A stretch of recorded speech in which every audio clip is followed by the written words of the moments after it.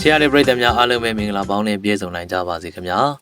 မောင်စနေ story channel ကနေပရိသတ်တွေကိုနှွေးထွေးစွာပြန်လည်ကြိုဆိုလိုက်ပါရစေဟုတ်ကဲ့ဒီ channel လေးကနေပရိသတ်တွေကြိုက်နေတဲ့စာရေးသူမောင်စနေရေးသားထားတဲ့ဘုန်းကြီးကျောင်းသားစနေပါဝင်တဲ့ဇလန်းကောင်းများစွာကိုတင်ဆက်ပေးသွားမှာဖြစ်ပါတယ်ဒီ channel လေးကိုလည်း like and subscribe လေးနဲ့အားပေးခဲ့ဖို့မြတ်တာရီခံထားပါရစေခင်ဗျဟုတ်ကဲ့ပါဒီတစ်ခါမှာပရိသတ်တွေတက်တင်ဆက်ပေးသွားမယ့်ဇလန်းလေးကတော့စာရေးသူမောင်စနေရေးသားထားတဲ့ဘုန်းကြီးကျောင်းသားစနေနဲ့မကြီးပင်သေးလို့အမည်ရတယ်စိတ်ဝင်စားဖွယ်ရာဇလန်းလေးရဲ့ပထမပိုင်းကိုတင်ဆက်ပေးသွားမှာဖြစ်ပါတယ်ခင်ဗျနားဆင်အားပေးကြပါဦးခင်ဗျဦးသန်းမောင်နဲ့ဒေါ်ကြီးမြိုင်တို့စွန့်ကြွေးအလှပြီးတော့ကျုပ်တို့တွေသူတို့ကိုအိမ်တိုင်းရာရောက်လိုက်ပို့ပေးပြီးတော့ကျောင်းကိုပြန်ရောက်နေပြီပေါ့ဗျာအကျောင်းမှာလည်း12ရာသီတရားစခန်းဖြစ်တာရဲ့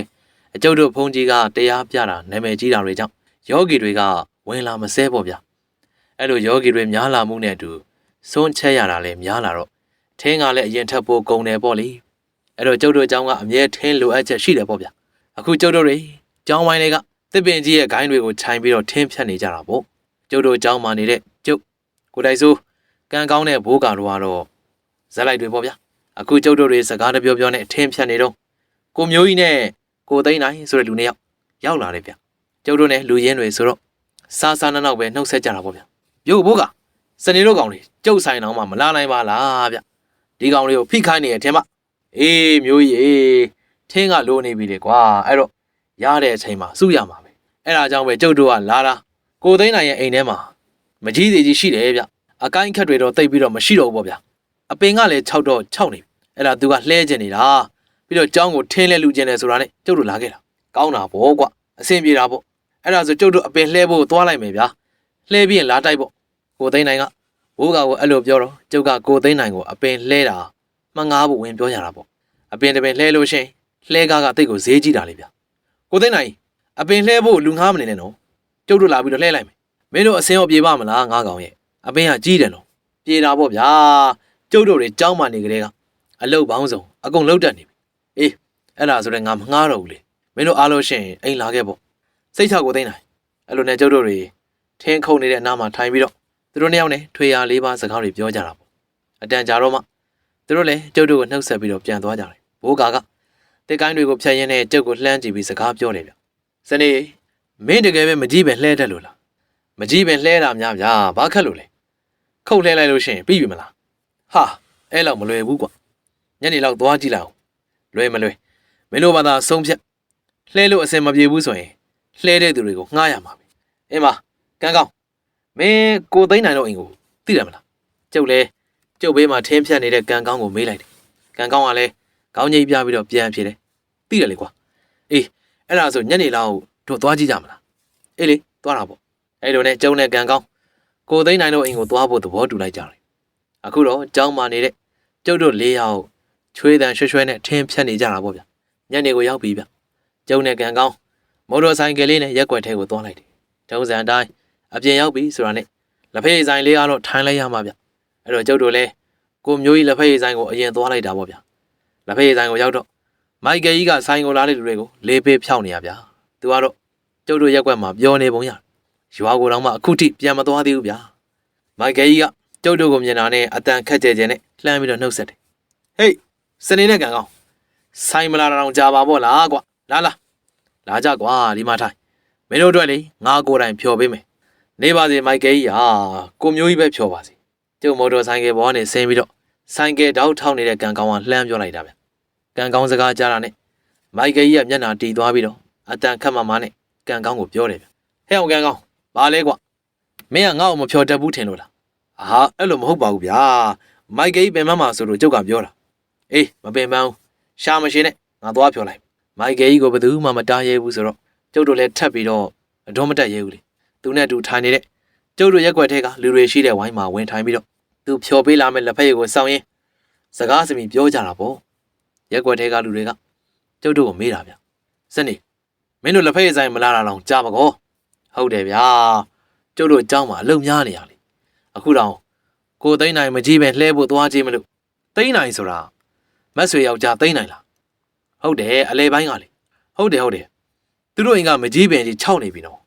်အကိုင်းတွေကတော့အကုန်ခုတ်ပြီးသွားပြီပင်စီကြီးပဲကြံနေတာငါကြားတာတော့ အဲ့ဒီအပင်မှာမကျွတ်မလွတ်တဲ့သူတွေရှိတယ်ဆိုလားအပင်ချောက်ကြီးမှနေတာဖြစ်နိုင်ပါမလားတချို့ပြောတာတော့ရှိတယ်တဲ့ကွာသိမ့်နိုင်တို့လင်မရတော့မယုံကြည်တဲ့သူတွေဆိုတော့မြင်တဲ့သူတွေပြောလဲမယုံကြဘူးကွာရက်ွယ်ထဲကလူတွေကကျုပ်တို့နှစ်ယောက်ကိုသိမ့်နိုင်အိမ်ကမကြီးပဲငုတ်ကြီးအကြောင်းကိုပြောနေရဗျာကျုပ်ကမမြင်အပ်တဲ့အရာတွေကိုမယုံကြည်တဲ့သူတယောက်တော့မဟုတ်ပါဘူးဘာလို့လဲဆိုတော့အဲ့လိုနန်လောကတွေနဲ့ကျင်လည်ခဲ့ဘူးတဲ့သူတယောက်လေဒါပေမဲ့မကြီးပဲ6ကြီးမှာတော့နေမယ်လို့တော့မထင်ပါဘူးသူ့ပေမဲ့ကျုပ်တို့ကိုစိတ်ပူလို့အတိပေးတဲ့သူတွေကိုတော့အကန်စကားတော့မပြောဘူးပေါ့ဗျာတိတ်မကြောက်ဘူးဗျမိုက်ကယ်ကြီးကလက်ဖက်ရည်နှစ်ခွက်ကိုကင်ပြီးတော့ရောက်လာတယ်ပြီးတော့ကျုပ်တို့ရှေ့ကိုချပေးပြီးတော့စကားဆိုတယ်ဗျစနေမင်းတို့ကောင်တွေဒီကောင်တွေပြောတာကိုရှောက်ယုံမနေနဲ့အဲ့ဒီကောင်တွေကအယူကိုသဲလွန်းတာမင်းတို့စဉ်းစားကြည့်ကြအကိုင်းမရှိအခန်းမရှိအရွက်မရှိတဲ့အပင်ချောက်ကြီးမှာဘယ်ကောင်ကနေမလို့မိုက်ကယ်ကြီးကမယုံကြည်တဲ့စကားပြောတော့ကြမ်းတဲ့သူတွေလည်းခေါင်းညိတ်ပြီးပဲထောက်ခံကြတာပေါ့ဗျမထောက်ခံလို့လည်းမရဘူးလေမိုက်ကယ်ကြီးအကြောင်းလဲသူတို့လည်းသိနေပြီလေဗျကျုပ်လည်းမိုက်ကယ်ကြီးကိုကြည့်ပြီးတော့မေးလိုက်တယ်မိုက်ကယ်ကြီးရွာမပြန်ဘူးလားမပြန်ပါဘူးကွာငါဒီမှာအခြေချမလားစဉ်းစားနေတာအဲ့ဒါဆိုကောင်းတာပေါ့ဗျဒီဆိုင်မှာပဲနေမှာမလားငါတို့နေကြတယ်ကွာမင်းတို့မျိုးကြီးကငါ့ကိုနေစေခြင်းမပေါ်ဘူးဘာဖြစ်လို့လဲဗျာကိုမျိုးကြီးကမိုက်ကယ်ကြီးကိုဂယုဆိုင်ပါလေမင်းတို့မသိဘူးနော်အဲ့ဒီကောင်ငါ့ကိုမနေစေခြင်းဘူးသူ့ဆိုင်ကိုလူမလာတာငါအပြစ်ကိုလာပြောနေရကွာလာပါတယ်ဗျအခုတော့မှဆိုင်ထဲမှာအများကြီးပဲကိုဟဲကောင်မင်းတို့မျိုးကြီးကလေ6နေရလားမသိဘူး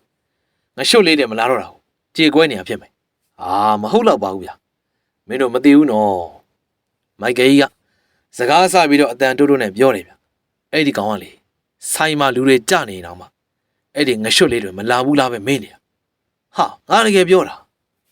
ာမဖြစ်နိုင်တာကိုမျိုးကြီးကယောက်ျားစစ်စစ်ပါဗျယောက်ျားစစ်စစ်ဆိုလို့ရှင်ဘာလို့မိန်းမမယူလဲအဲ့ဒါဆိုမိုက်ကယ်ကြီးရောမိန်းမဘာလို့မယူလဲကန်ကောင်းပါဇက်ကနေလှုပ်ခနဲ့ထွက်သွားတာဗျမိုက်ကယ်ကြီးကတော့ကန်ကောင်းကိုမကြင်မနဲ့ကြည့်ပြီးတော့ပြောတယ်ဗျဟဲ့ကောင်ငါမိန်းမသာမယူတာကြီးစားတွေဘာလို့ရှိတယ်ကွာအခုတော့မှနှစ်ဆောင်ပြိုင်ဘက်ကတယောက်နဲ့အကြီးဆိုင်မင်းကောင်မျိုးကြီးကလေအခုထိကြီးစားတော့မရှိဘူးငါနဲ့မတူဘူးကွာမိုက်ကယ်ကြီးကသူ့တူအကြောင်းကိုတိုးတိုးနဲ့အတင်းချနေရဗျကိုမျိုးကြီးကဒါကိုသိတယ်ထင်ပါရဲ့လက်ဖက်ရည်ဖြော်နေရင်နဲ့သူ့ဘာကြီးကိုလှမ်းပြောပါလေရောဘာကြီးစနေတို့ဘာတွေမဟုတ်တာရှောက်ပြောနေရလဲဘာမှမပြောပါဘူးကွာငါဘာသာစကားပြောနေရမင်းအကြောင်းတခွန်းမှမပြောယုံပါတယ်ဘာကြီးကျုပ်ကိုမိမယူစေခြင်းနေရပဲအချောက်လို့ရှောက်ပြောလို့မခံကျင်စိတ်နဲ့ယူမယ်မထင်နဲ့မယူဘူးမင်းကလေငါတူလေးကိုအဲ့လိုတွေပြောပါမလားကွာမိုက်ကယ်ကြီးကမျက်နှာခက်တီတီနဲ့သူ့ရဲ့တူတော်မောင်ကိုတဲ့လိန်သားဗျမိုက်ကယ်ကြီးဘာကြောင့်ဒီလိုတွေပြောရလဲဆိုတာကျုပ်သဘောပေါက်ပါတယ်ဗျသူ့ပြေကြီးပဲလည်းမဆိုသားဘူးလေကိုမျိုးကြီးကအခုသက်ရွယ်ထိမိန်းမမယူသေးတာလေဗျာအဲ့လိုနဲ့ကျုပ်တို့လည်းထွေရလေးပါစကားတွေကိုရက်ွက်ထဲကလူတွေနဲ့အပြင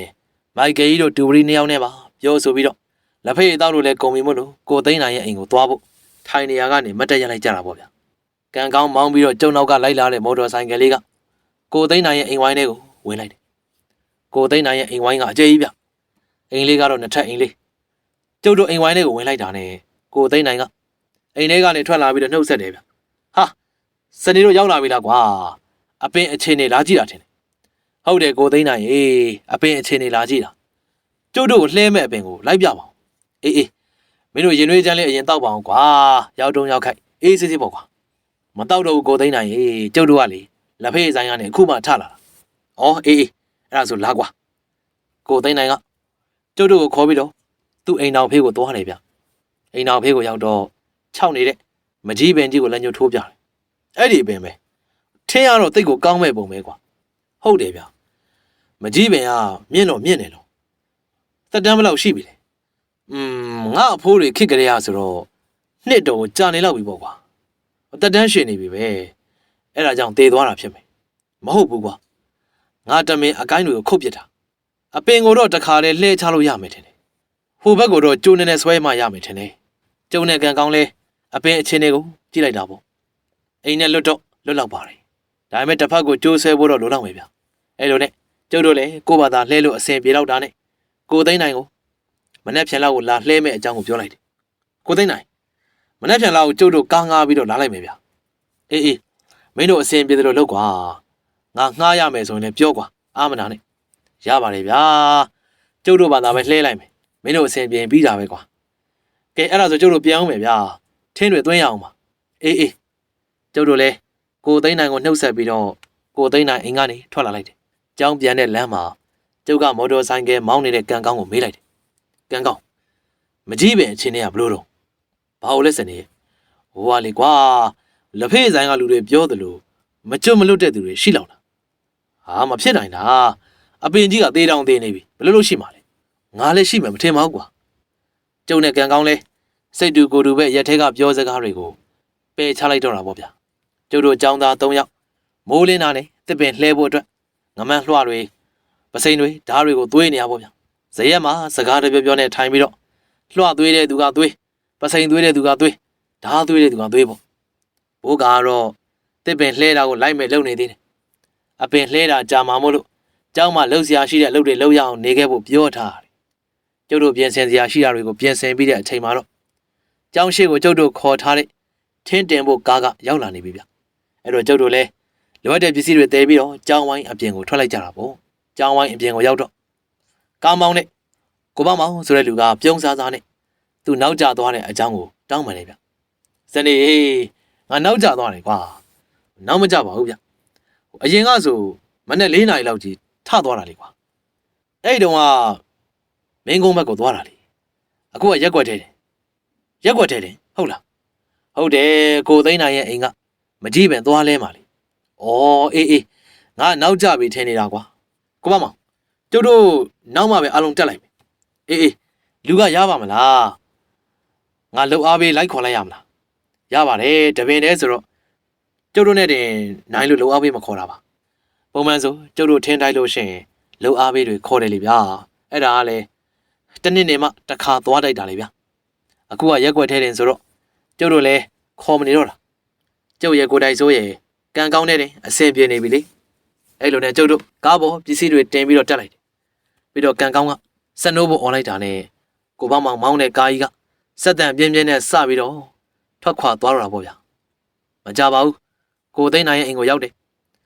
ကိုသိန်းနိုင်ရဲ့အိမ်ကိုရောက်တာနဲ့ကျုပ်တို့လည်းကားပေါ်ကဆင်းပြီးတော့ကားစီကကိုပေါ့မောင်ကိုစကားဆိုလိုက်တယ်ကိုပေါ့မောင်ခမရသွားကြရှင်သွားနော်ကျုပ်တို့ကလှဲတာကြောက်အောင်ပါငါဒီနေ့တနေ့လုံးအားတယ်ကွာငါလည်းမင်းတို့နဲ့လှုပ်အားပေးမယ်လေအေးဗျာအားတယ်ဆိုလည်းပြီးတာပဲကဲကျုပ်တို့သွားကြရအောင်ဗျာကျုပ်တို့တွေလွှတွေပစိန်တွေကျိုးတွေကိုစီယူပြီးတော့ကိုသိန်းနိုင်ရဲ့အိမ်တော်ဖေးကိုသွားလိုက်တယ်ကန်ကောင်းကတော့အတန်ခက်ကြနဲ့အိမ်ကြီးကိုကြည့်ပြီးတော့ကိုသိန်းနိုင်ကိုလှမ်းអော်တယ်ဗျပြောကိုသိန်းနိုင်ကျုပ်တို့ရောက်ပြီနော်ကျုပ်တို့အပင်လှဲလိုက်အောင်မယ်အေးကန်ကောင်းကြီးနင့်ကိုလည်းတဲ့သွားတယ်နင်တို့လုံးစရာရှိရလုပ်လေထမင်းအိမ်မှာပဲစားကြနော်ဘယ်နှစ်ယောက်တော့4 ယောက်မှ4 ယောက်အေးငါချက်ပြုတ်လိုက်မယ်ပြန်မစားကြနဲ့နော်စိတ်ချကိုသိန်းနိုင်ရဲ့မိန်းမမတ်ဆွေကကန်ကောင်းကိုအဲ့လိုလှမ်းပြောတာဗျမတ်ဆွေကအတော်သဘောကောင်းတာဗျ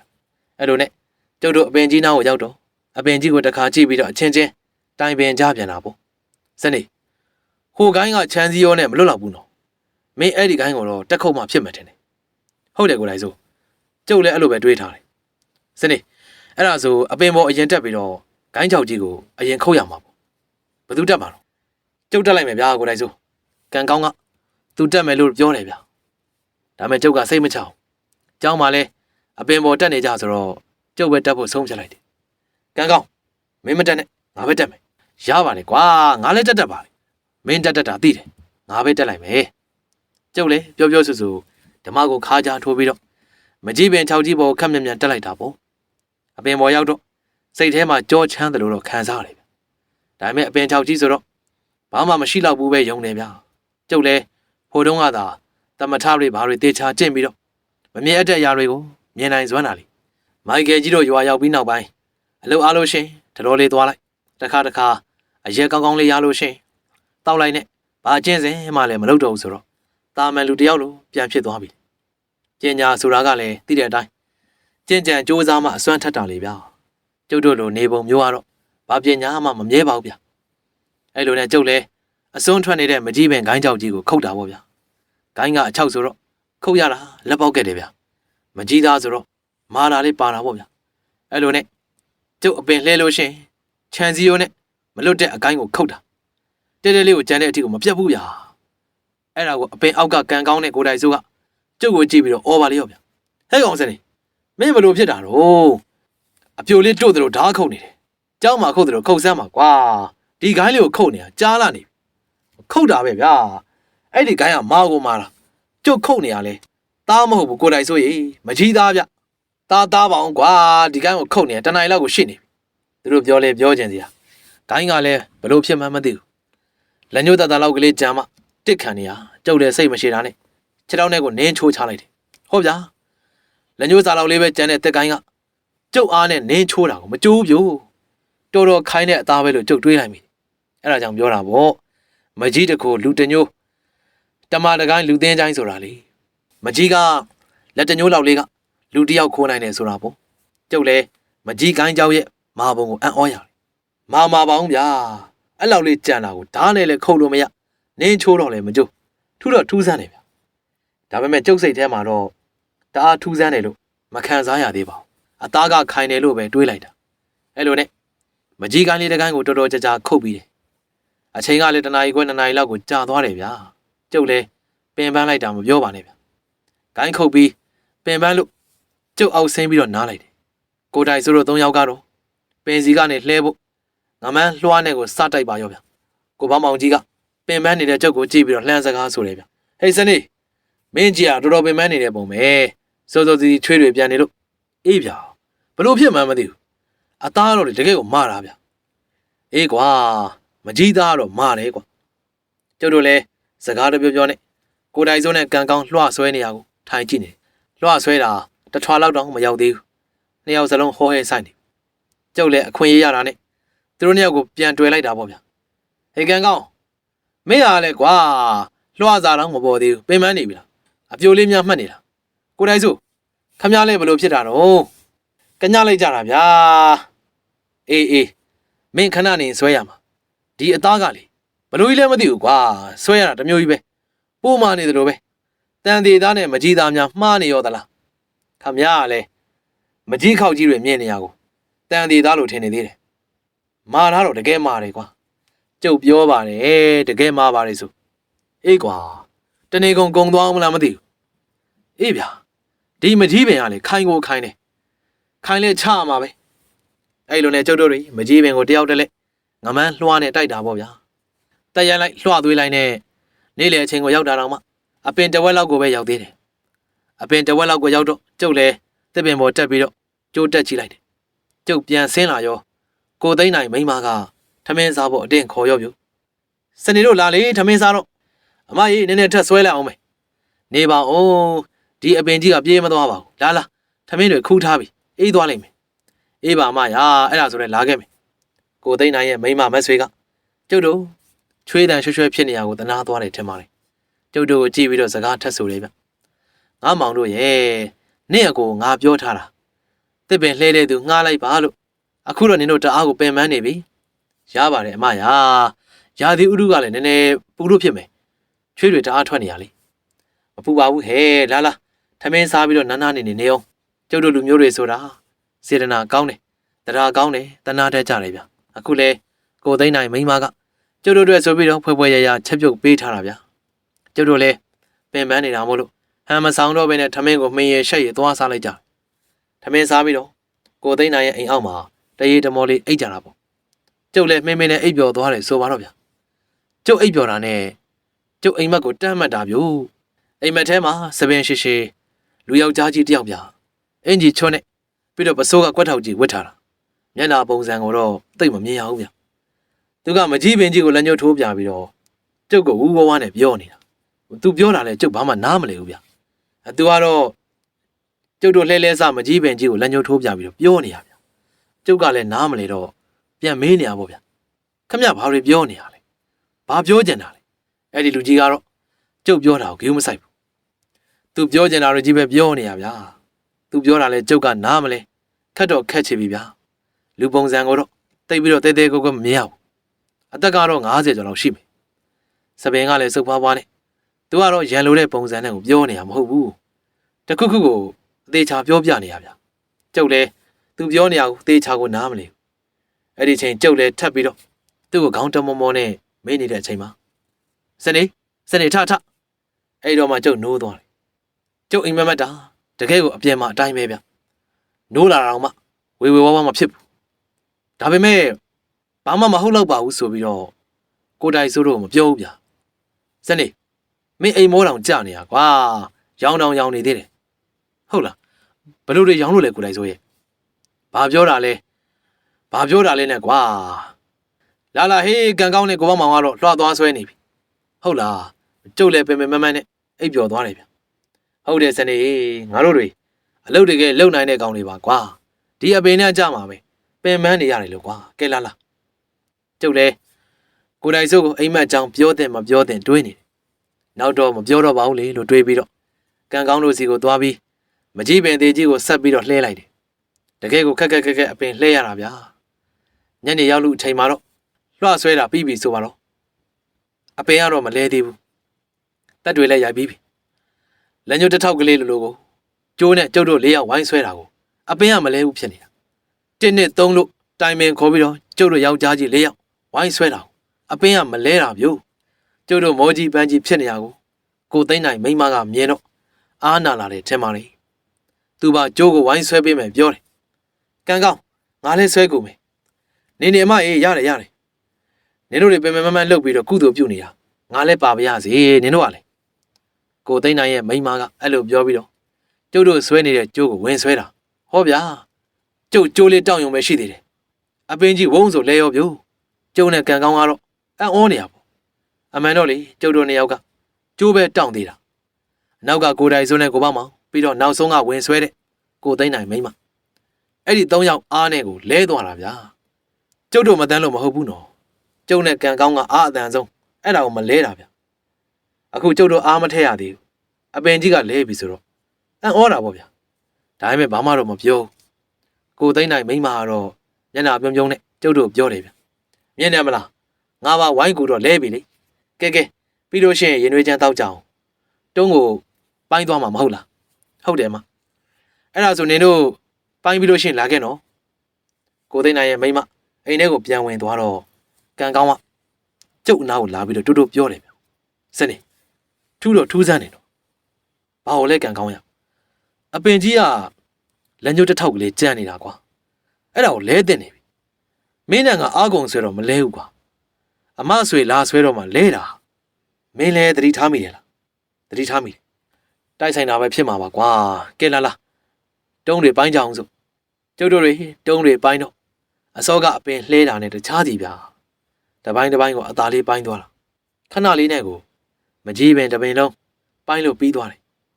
ထူးဆန်းတာကိုကျုပ်တို့နှစ်ယောက်ကသတိထားမိပေမဲ့ကိုပေါင်းမောင်နဲ့ကိုတိုင်ဆိုကတော့သတိထားမိပုံမရပါဘူးဗျထင်းတုံးတွေပိုင်းပြီးချိန်ကြတော့ညနေစောင်းနေပြီလေဗျအဲ့လိုနဲ့ကျုပ်တို့လည်းမကြီးတုံးပိုင်းကြီးတွေကို၄ယောက်သားဝိုင်းမာပြီးတော့ကားပေါ်တင်လိုက်ကြပြီးတော့